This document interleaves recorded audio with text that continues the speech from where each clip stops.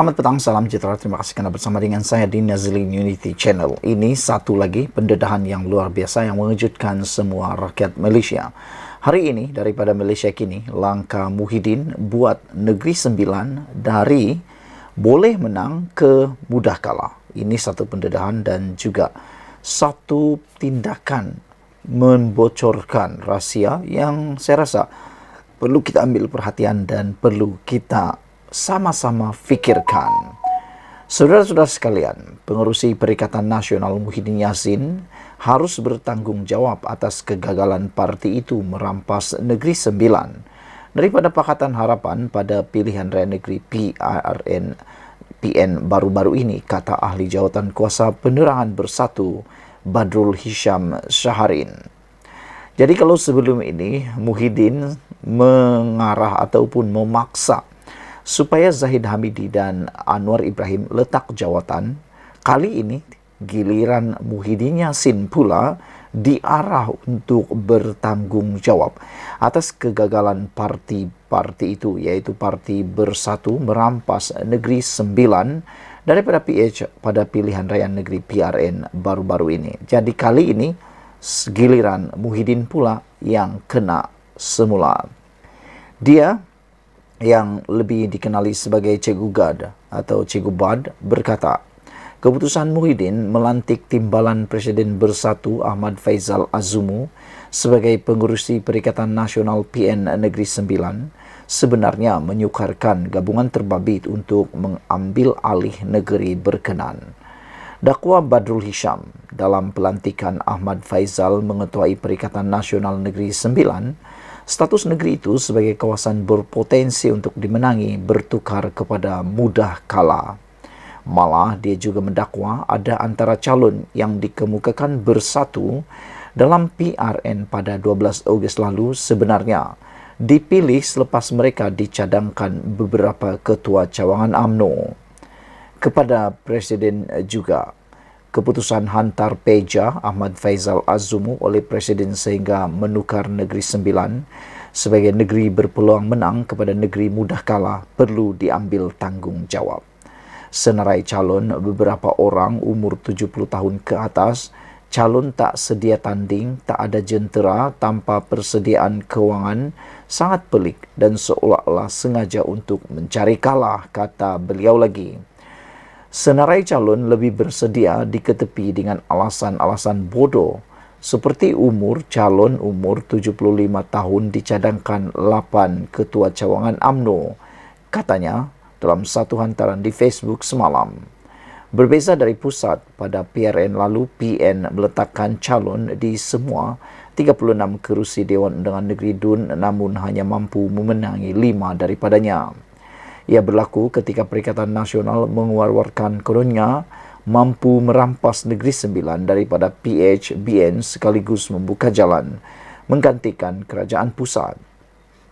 Kemenangan PHBN menyaksikan Parti Kerajaan Perpaduan mengesuai 2/3 DUN Negeri Sembilan. Negeri Sembilan banyak isu besar, semua tidak keluar ketika PRN. Adakah wujud sebarang rundingan secara sulit? Soalnya lagi. Dia yang sebelum ini kritikal terhadap Putrajaya berkata, meskipun kesilapan dalam strategi gabungan itu masih boleh diterima, tiada siapa yang tampil untuk bertanggung jawab atas kekalahan besar Perikatan Nasional di Negeri Sembilan.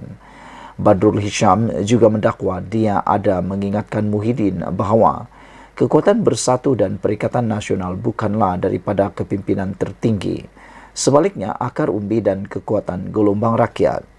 Sementara itu, dia turut mempersoalkan mengapa Bersatu Kedah hanya menamakan 3 wakil rakyat untuk mengisi jawatan Exco dalam kerajaan negeri serta seorang timbalan Speaker Dewan Undangan Negeri di Kedah. Dia mendakwa perkara itu didedahkan menerusi surat Bersatu Kedah kepada Menteri Besar Muhammad Sanusi Maknor. Kenapa ini boleh berlaku sedangkan keputusan berbeza dengan keputusan Bersatu Pusat, kata beliau lagi. Jadi saudara-saudara sekalian, rupa-rupanya Cikgu Bad juga mempersoalkan mengapa Bersatu Kedah hanya menamakan 3 wakil rakyat untuk mengisi jawatan Exco dalam kerajaan negeri serta seorang timbalan Speaker DUN. Cikgu Ban mendakwa perkara itu didedahkan menerusi surat bersatu Kedah kepada Menteri Besar Kedah iaitu Muhammad Sanusi Maknor. Sekian dulu untuk kali ini. Ikuti terus ulasan selepas ini. Selamat petang, salam sejahtera. Terima kasih kerana bersama dengan saya di Nazilin Unity Channel. Yang ini saya paling setuju dengan Anwar Ibrahim. Saya salut Datuk Seri Anwar Ibrahim dengan keputusan ini. Beliau tak tahan lagi dengan keadaan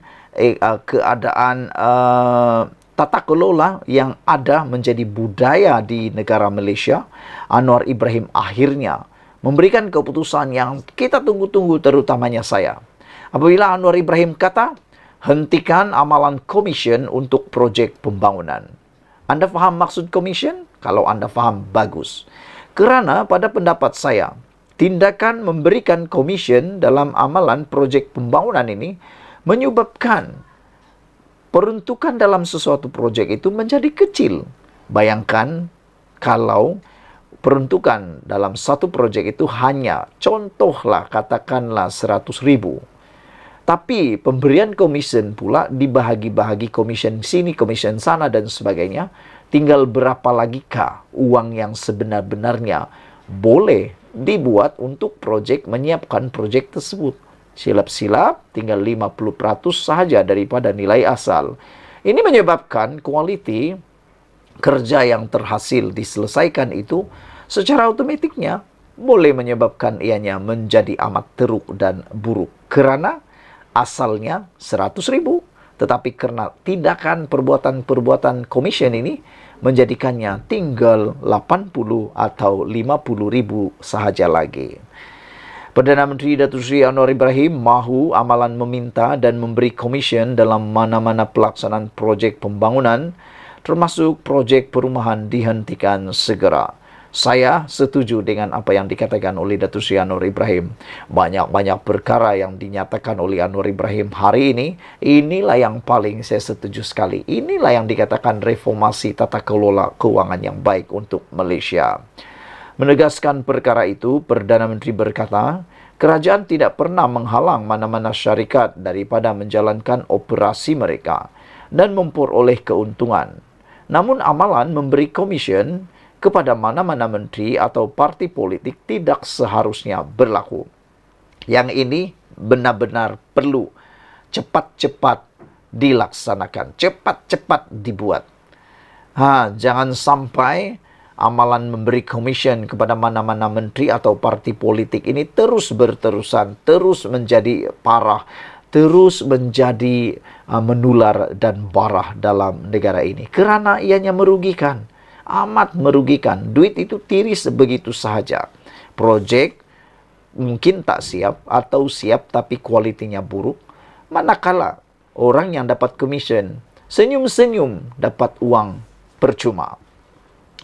Ada keuntungan syarikat, tiada masalah. Tapi janganlah potong RM 10 juta atau RM 15 juta untuk Pak Menteri atau parti seperti amalan sebelum ini. Ini yang merosakkan, kata Anwar Ibrahim. Ini betul-betul satu pendedahan rahsia yang saya tak sangka.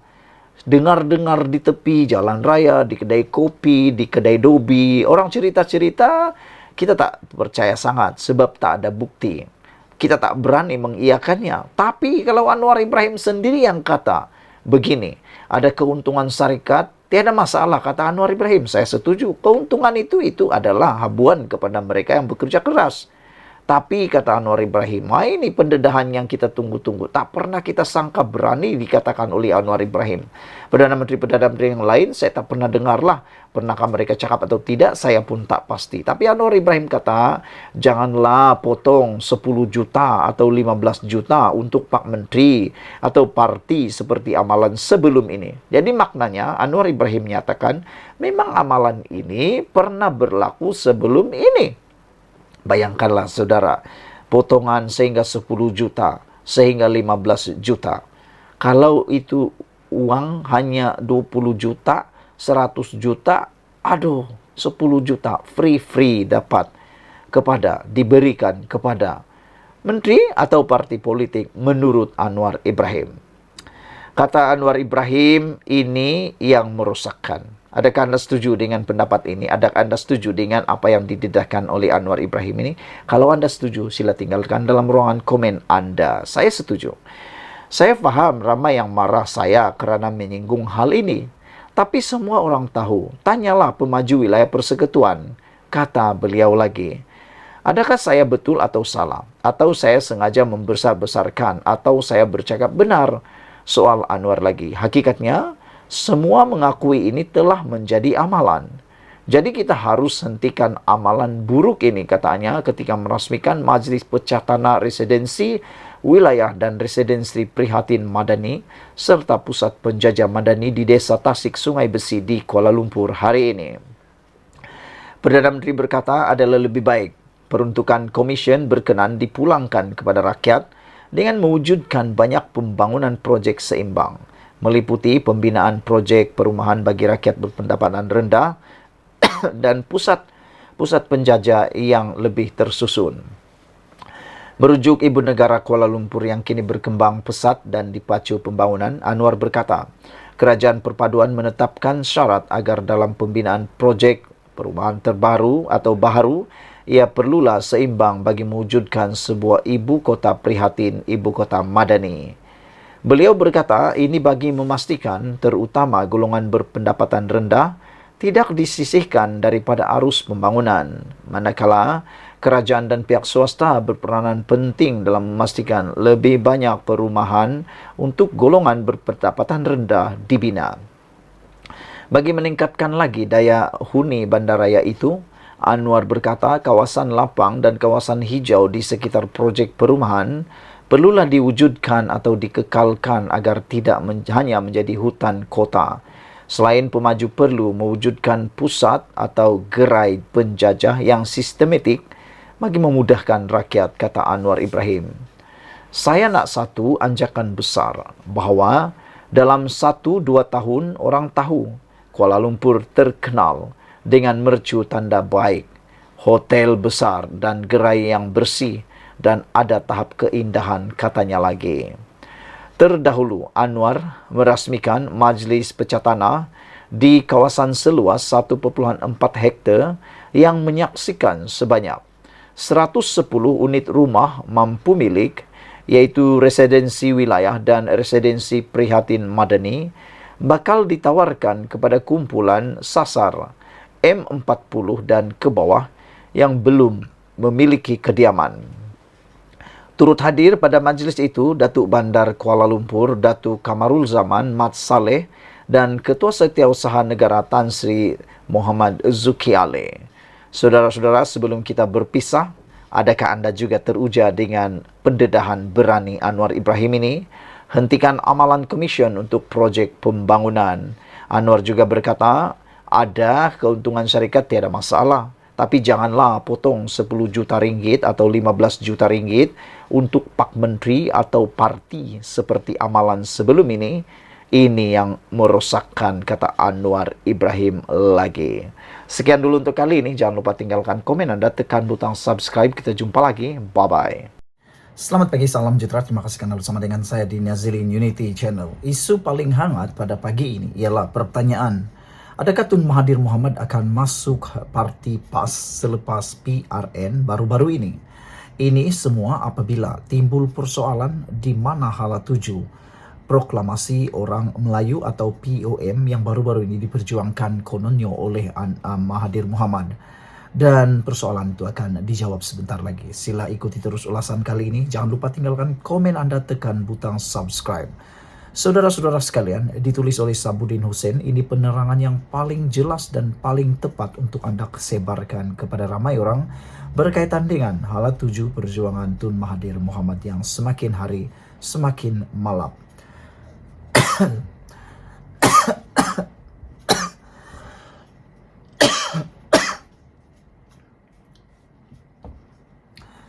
Saudara-saudara sekalian, selepas proklamasi Melayu menyepi, adakah Mahathir Mohamad akan menyertai PAS?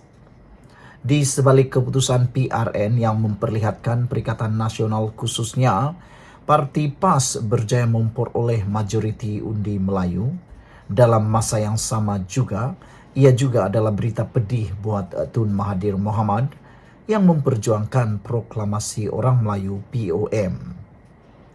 Tanpa kelompok itu terlibat dalam kempen, cubaan meletakkan 17 nama sebagai calon tidak diendahkan. Tiada mana-mana pemimpinnya termasuk Tun Mahathir yang turun padang berkempen. Malah, POM tidak pun menjadi sebutan sesiapa yang bertanding sama ada bersatu atau PAS dalam pilihan raya baru-baru ini. Hakikatnya, Perikatan Nasional tetap berjaya meletakkan dirinya sebagai pencabar unggul kepada Pakatan Harapan dan Barisan Nasional. Lalu, kemana perjuangan POM selepas ini? Kalau diteliti, perjuangan POM ini digerakkan hanya setelah Tun Mahathir yang sebelumnya bersama Pejuang dan GTA kalah dengan parah pada PRU 15 yang lalu. Untuk itu, sekurang-kurangnya ada dua tujuan POM itu digerakkan.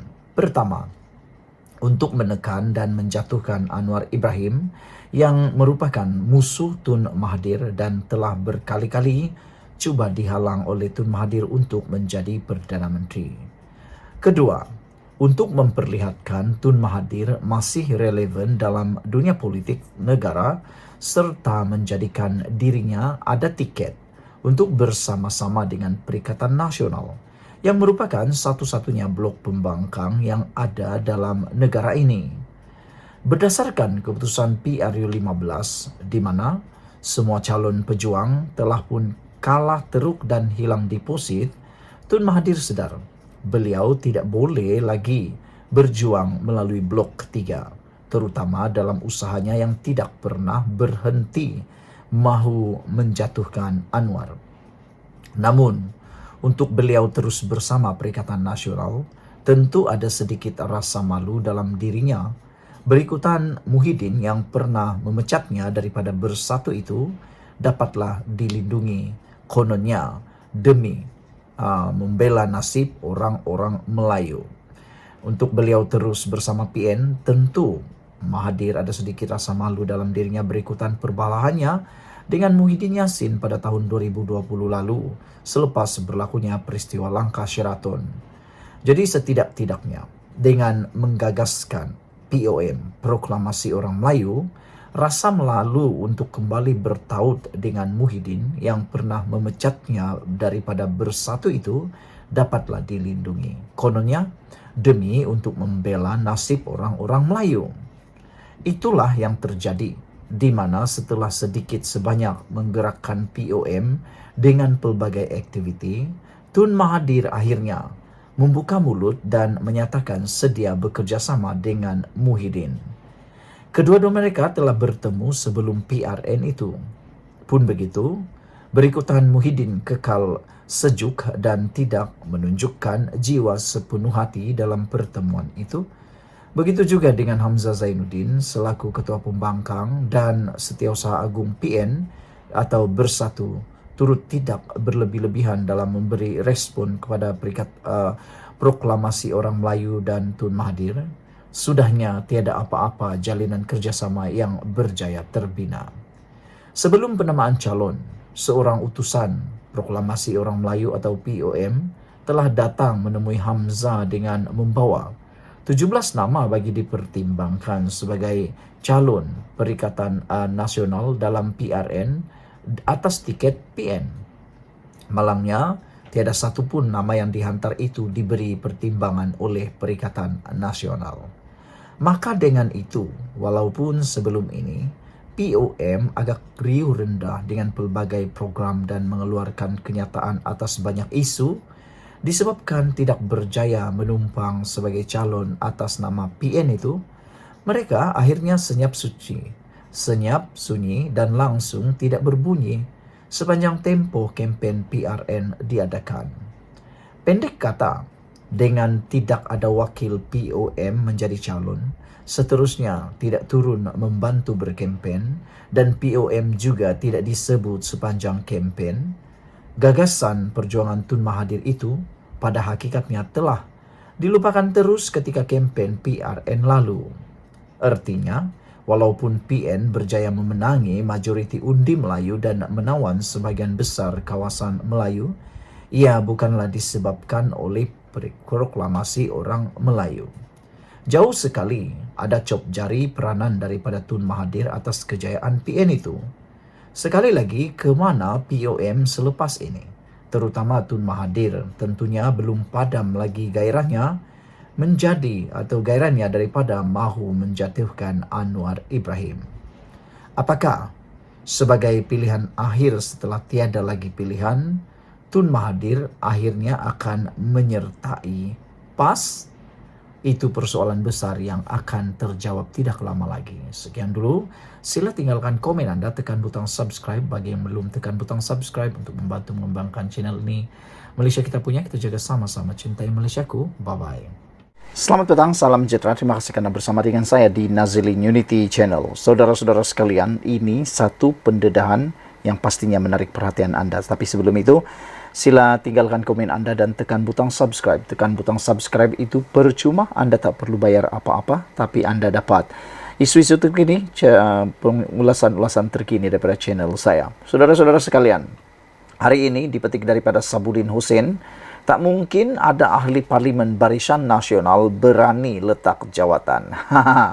Ini bagi membalas, ini bagi menjawab dakwaan kononnya ada meramalkan, termasuk pemimpin-pemimpin Perikatan Nasional, meramalkan kononnya Anwar Ibrahim akan tumbang pada bulan Ogos ini. Tapi nampaknya bulan Ogos dah nak habis-habis, dah hampir menjengua bulan 9, bulan September, tapi Anwar Ibrahim masih kukuh dan bertambah kukuh di kedudukan sebagai Perdana Menteri.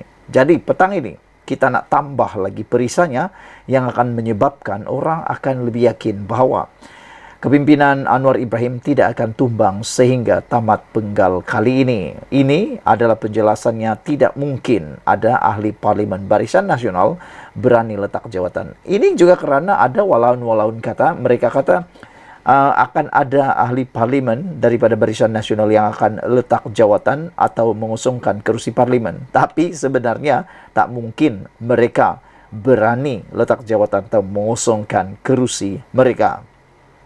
Entah sudah berapa kali, ini entah keberapa kali, entah sudah berapa kali keberapa, kini sekali lagi muncul kononnya perkabaran. Kononnya ada sejumlah ahli parlimen Barisan Nasional akan meletakkan jawatan dengan tujuan untuk menjatuhkan kerajaan perpaduan. Tak habis-habis mereka ni, tak habis-habislah. Entahlah, sampai kiamat kali mereka tetap meratib kata-kata nista seperti itu. Kali ini dikatakan ada seramai 7 ahli parlimen BN akan berbuat demikian. Diberitakan mereka akan meletakkan jawatan bagi membolehkan pilihan raya kecil diadakan, dan selepas ahli-ahli parlimen berkenan menang semula, mereka akan segera bekerjasama dengan PN untuk menggerakkan pertukaran kerajaan. Yakinnya mereka boleh menang semula. Saya tak pastilah mereka boleh menang semula kah atau lebih kalah teruk, sebab kita sudah ada duluan. Kita sudah ada pengalaman yang mana menunjukkan mana-mana ahli parlimen atau ahli Dewan Undangan Negeri yang mengkhianati parti, yang pindah parti, lompat parti, akan dihukum oleh para pengundi. Jadi sejauh mana mereka yakin mereka diundi semula, saya tak yakin. Kerana kita sudah ada duluan, kita sudah ada contoh yang mana mereka yang lompat parti, mengkhianat parti, akan dihukum oleh pengundi. Walaupun tidak disebut identiti siapa 7 ahli parlimen itu, mereka terbabit difahamkan ialah 4 dari Johor dan masing-masing 1 dari Pahang, Sabah dan sebuah negeri di sebelah utara. Memandangkan jumlah ahli parlimen BN hanya ada 30, iaitu 26 UMNO, 2 MCA dan masing-masing 1 daripada MIC dan PBRS, barangkali tidaklah terlalu sukar meneka siapa 7 ahli parlimen berkenan. Sebagai respon awal kepada perkara itu, Presiden UMNO Ahmad Zahid Hamidi mengatakannya, semuanya hanya kabar angin semata-mata. Kenyataan Zahid Hamidi itu boleh dikata hampir 100% adalah benar. Asas paling kukuh untuk menyokong kebenaran kata-kata Zahid Hamidi itu adalah kerana mereka tidak mungkin berani untuk berbuat demikian. Ahli-ahli parlimen berkenan bukan sahaja masih sayang dan dengan status ahli parlimen masing-masing. Malah, mereka juga takut kalah jika bertanding semula. Selama ini, hidup mati mereka dalam perjuangan adalah dengan menumpang nama UMNO, bukan atas kekuatan pribadi yang dimiliki mereka. Kemungkinan mereka mampu menang semula jika bertanding atas tiket parti lain adalah perkara yang sukar untuk dijangka. Selebihnya pula, kalau diperhalusi identiti paling mungkin siapa 7 ahli parlimen terbabit, tiada seorang pun daripada mereka ini didapati memiliki hati yang keras, tegas, berani mengambil risiko dan punya rekod melawan yang boleh dibanggakan. Tak pasti dengan tujuan apa perkara itu diheboh-hebohkan kembali. Mungkin ada maksud tersirat yang berbagi atau berbagai di sebaliknya. Yang penting, diharapkan pemimpin kerajaan perpaduan tidak terganggu dengan kabar angin ini. Tenang-tenang saja dengan perkabaran berulang-ulang ini. Mereka perlu lebih menumpukan sepenuh masa dan tenaga untuk memperbaiki lagi khidmat kepada rakyat, kerana cabaran politik yang sebenar selepas ini ialah PRU 16 yang akan berlangsung kira-kira 4 tahun lagi. PN juga sebaik-baiknya tidak usah terpedaya dengan memasang angin-angan lagi mahu menjatuhkan kerajaan di pertengahan penggal atau melalui tebuk atap sebagaimana yang pernah dilakukan pada tahun 2020 lalu. Sebaik berakhirnya PRN, banyak kerja harus mereka lakukan untuk memberi cabaran sebenar kepada PHBN dan kerajaan perpaduan dalam PRU 16 akan datang.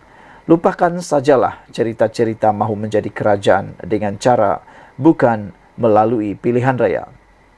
Dalam apa jua perkara yang diimpikan, ia terlalu sukar menjadi kenyataan kalau tanpa disertai dengan keberanian.